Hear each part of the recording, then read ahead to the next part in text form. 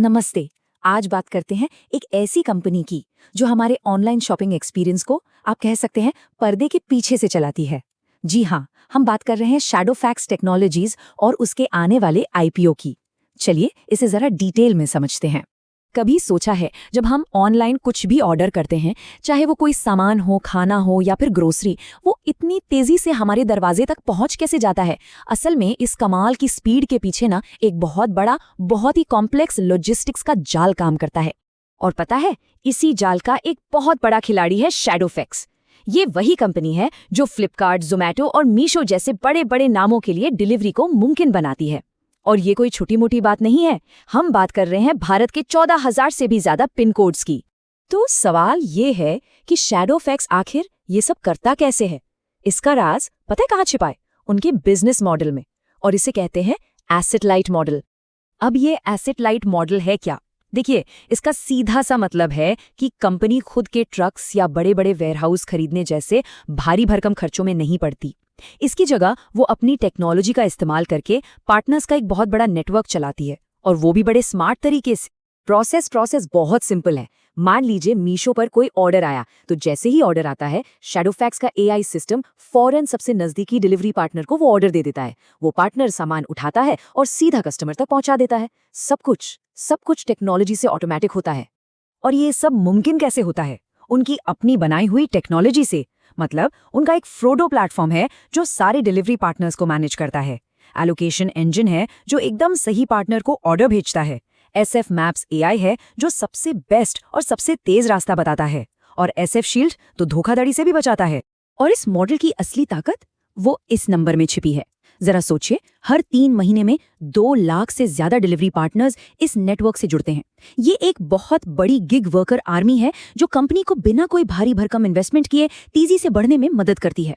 ठीक है, मॉडल तो बड़ा शानदार लग रहा है ना? लेकिन क्या ये सच में काम कर रहा है? इसका जवाब हमें मिलता है नंबर्स में, आंकड़ों में, जो इस मॉडल की सक्सेस स्टोरी बताते हैं।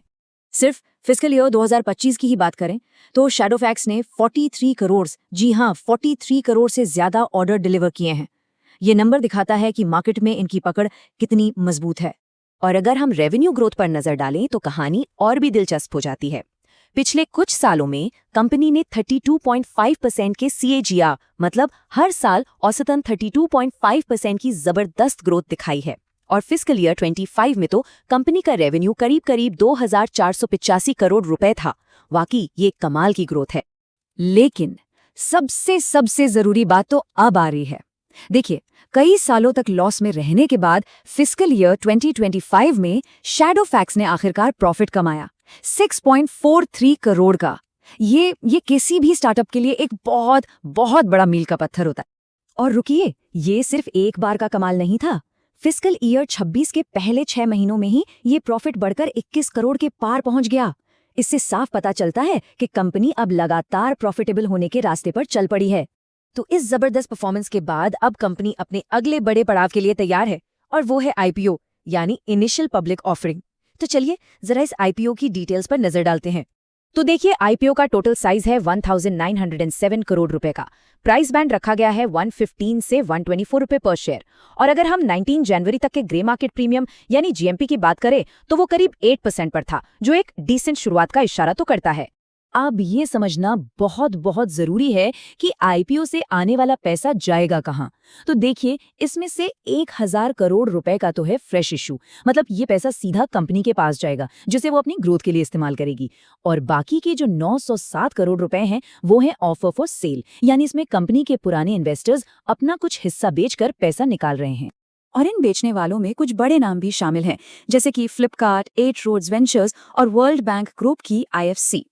इससे ये भी पता चलता है कि जो शुरुआती इन्वेस्टर्स थे उन्हें कंपनी की ग्रोथ से काफी अच्छा रिटर्न मिल रहा है। लेकिन रुकिए, जैसा कि हर इन्वेस्टमेंट में होता है, यहाँ भी कुछ रिस्क्स हैं। और एक बैलेंस्ड व्यू के लिए इन रिस्क्स पर भी ध्यान देना उतना ही जरूरी है। कंपनी का जो सबसे बड़ा रिस्क है वो है क्लाइंट कॉन्सेंट्रेशन।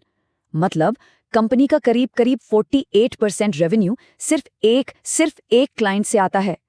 अब इसका मतलब क्या है? इसका मतलब ये है कि अगर उस एक क्लाइंट के साथ कोई भी दिक्कत हुई तो कंपनी के बिजनेस पर बहुत ही बुरा असर पड़ सकता है।